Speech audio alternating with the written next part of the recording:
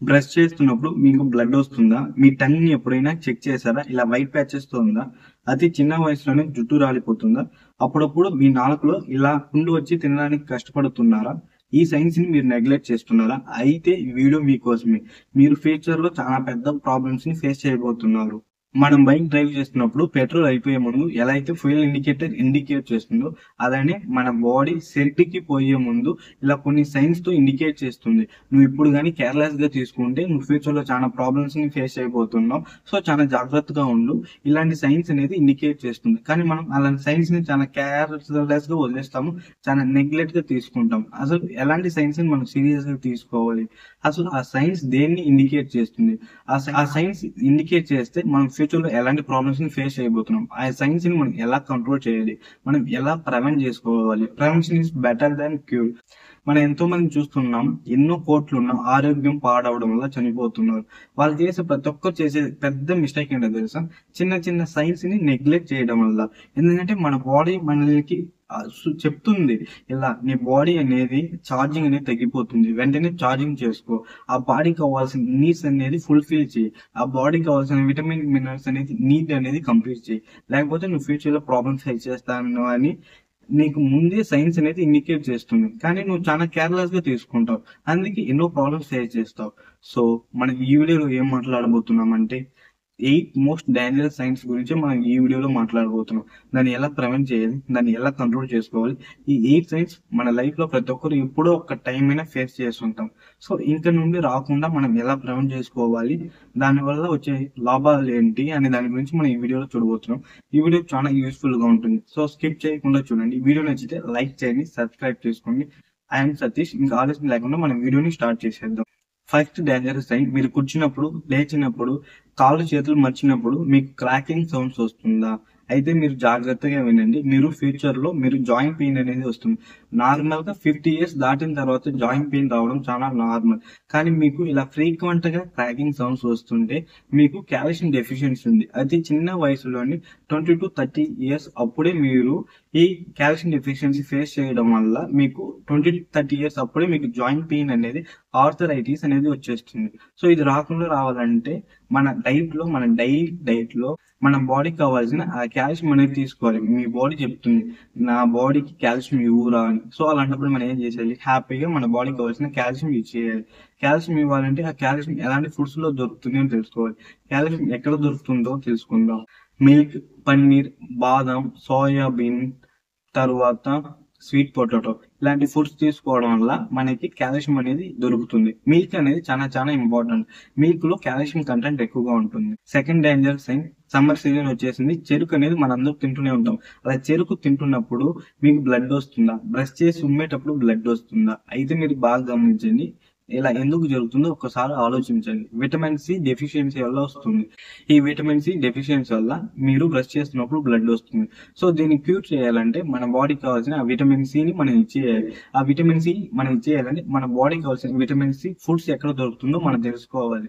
Vitamin C ఎలాంటి foods లో దొరుకుతుందంటే capsicum, ఆమ్ల, సిట్రస్, ఆరెంజ్ ఇలాంటి ఫుడ్స్ లో ఈ విటమిన్ సి అనేది దొరుకుతుంది. సో, మన డైలీ లైఫ్ లో తీసుకోవాలి. Number 3 dangerous sign. ఇది ఈజీగా చెప్పుకోవాలంటే మనలో చాలా మంది గోర్లు పెంచుకోవాలి అనుకుంటాం.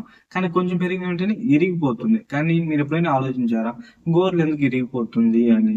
ఆ గోర్లు ఇరిగిపోవడానికి రీజన్ బయోటిన్ డెఫిషియన్సీ. ఈ బయోటిన్ డెఫిషియన్సీ గోర్లు మాత్రమే బ్రేక్ చేయదు. మన హెయిర్స్ ని కూడా బ్రేక్ చేస్తుంది. అంటే అతి చిన్న వయసులోనే జుట్టు అనేది రాలిపోతుంది. దానికి రీజన్ కూడా ఈ బయోటిన్ డెఫిషియన్సీ. సో, అలాంటప్పుడు మన బాడీకి కావాల్సిన బయోటిన్ ఎక్కడి నుంచి తీసుకోవాలి?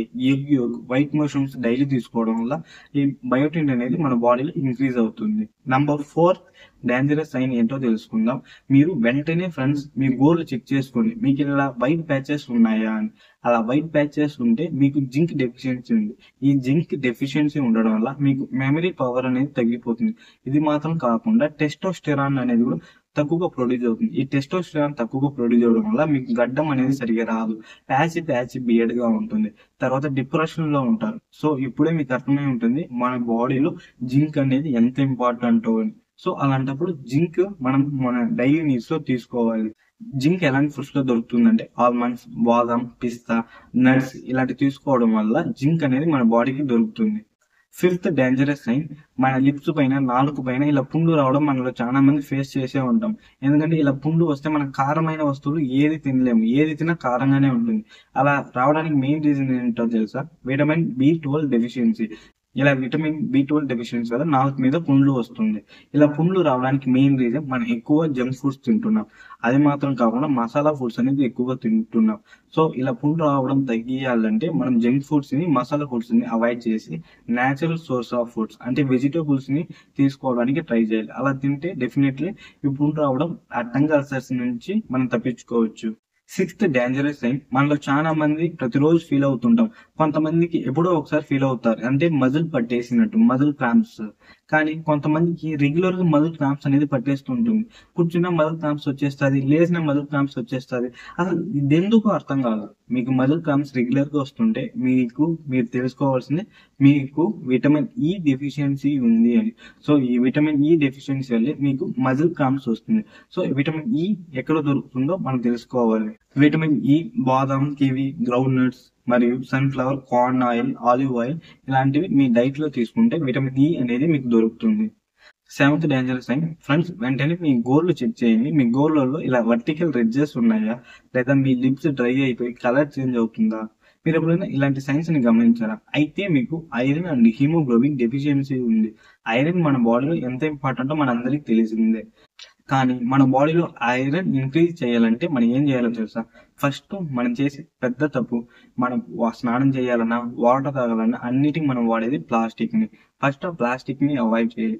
ఐరన్ అండ్ స్టీల్ ప్రొడక్ట్స్ ని వాడడానికి ఎక్కువగా ప్రోత్సహించాలి.